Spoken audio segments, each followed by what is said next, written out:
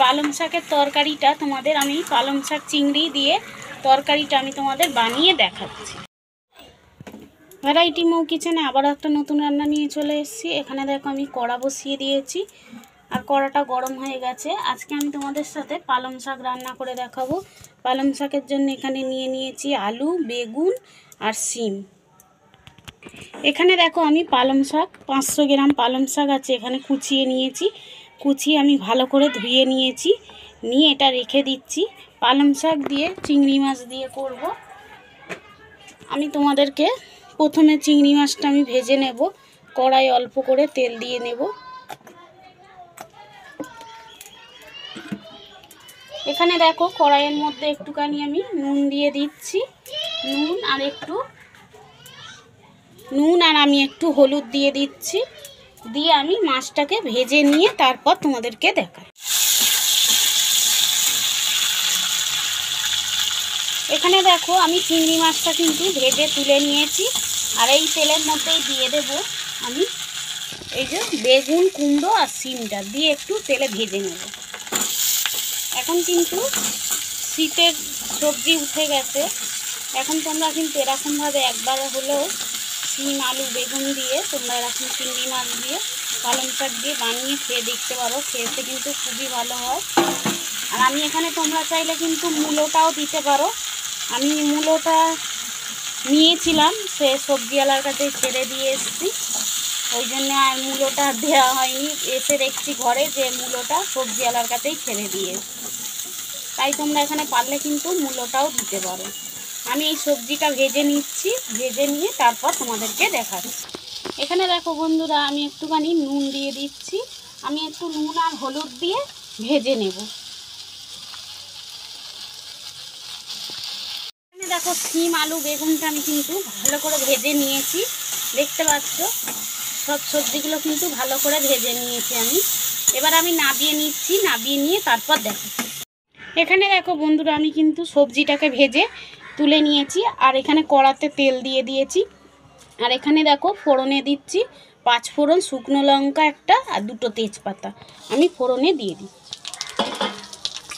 এখানে দেখো বন্ধুরা ফোড়নটা কিন্তু ভালোভাবে ভাজা হয়ে গেছে।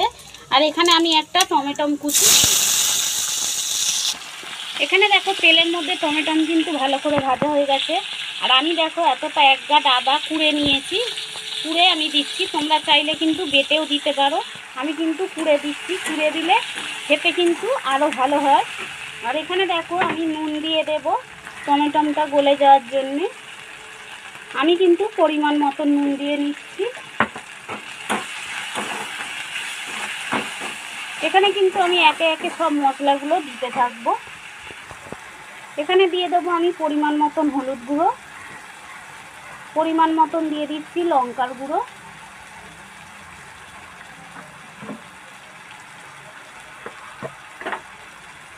এখানে দিয়ে দিচ্ছি 1 চামচে ধনে গুঁড়ো, এখানে দেখো 1 চামচে জিরে গুঁড়ো দিয়ে দিচ্ছি। এখানে দেখো মশলাটা যাতে না পুড়ে যায় ওই জন্য আমি অল্প একটু জল দিয়ে কষে নেব।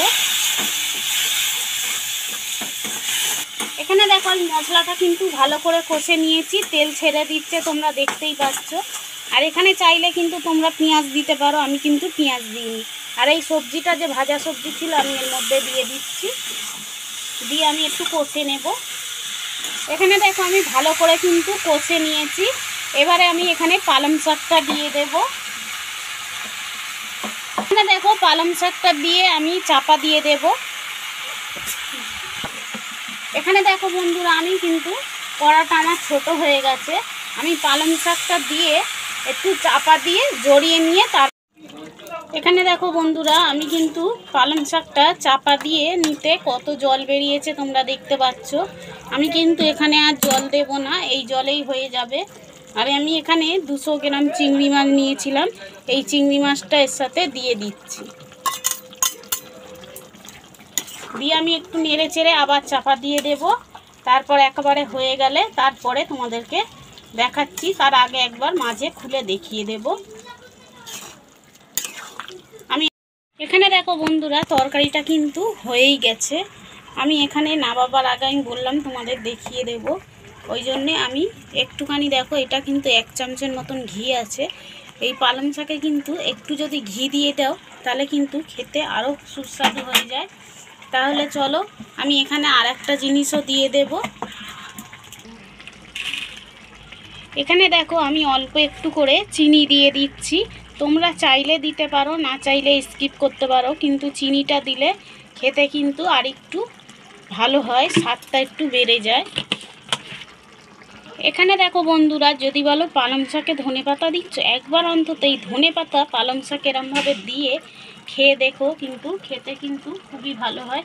আমরা যে ধনেপাতার গোড়াটা ফেলে দিই, সেইটা না যদি ফেলে দিয়ে পালং শাকে দিয়ে দেওয়া হয় ভালো করে ধুয়ে, তাহলে কিন্তু দেখবে পালং শাকটা খেতে আরও কিন্তু খেতে ভালো হয়ে যায়। তাহলে চলো এটা একটু নাবিয়ে নিয়ে তারপরে আমি দেখাচ্ছি। এইখানে দেখো আমি বন্ধুরা এই ভাজা মশলাটা দেব, আমি ভুলে গেছিলাম।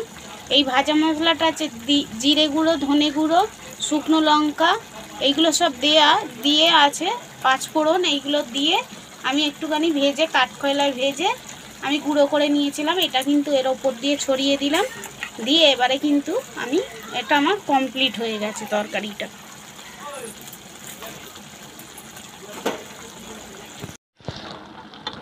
এইখানে দেখো বন্ধুরা, কত সহজেই কিন্তু একটা কত সুন্দর পালং শাকের রেসিপি তোমাদের সাথে শেয়ার করলাম। তোমরা কিন্তু একবার হলে বানিয়ে এরকম দেখতে পারো, খেতে কিন্তু ভালো হয়।